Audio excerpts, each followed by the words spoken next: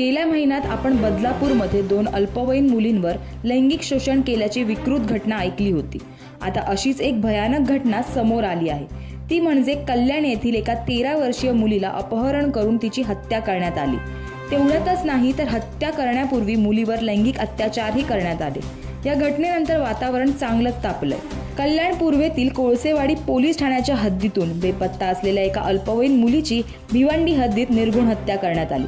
पीडिता सोमवार संध्याकाळपासून बेपत्ता असल्याची तक्रार होती। बराच शोध घेऊनही ती न सापडल्याने कुटुंबियांनी कोळसेवाडी पोलीस ठाण्यात हरवल्याची तक्रार दाखल केली। पोलिसांनी अपहरणाचा गुन्हा दाखल करून शोध सुरू केला।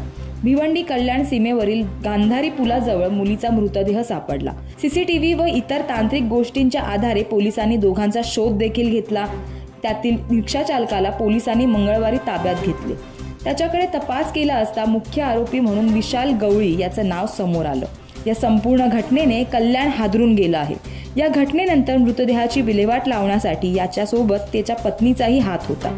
अल्पवयीन मुलीच्या हत्येनंतर आरोपी विशाल गवळी आणि त्याच्या पत्नीने मृतदेह कल्याणच्या बापगावमध्ये फेकला।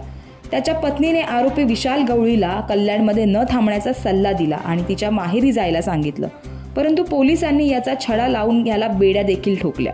मिळालेल्या माहितीनुसार कल्याण पूर्वेकडील भागात या आरोपी विशाल गवळीची दहशत असल्याचं म्हटलं जाते।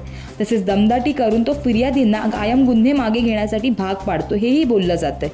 या संपूर्ण घटनेवर राज्याचे मुख्यमंत्री देवेंद्र फडणवीस यांनीही पाठपुरावा केला आहे। ते म्हणाले आहेत की या संपूर्ण प्रकरणात सहभागी असलेल्यांना कठोर शिक्षा झाली पाहिजे। या प्रकरणाची जलद गती न्यायालयात सुनावणी करून आरोपींना फाशी देण्याची खात्री करण्याचे आदेश मुख्यमंत्र्यांनी पोलीस आयुक्तांना दिले आहेत।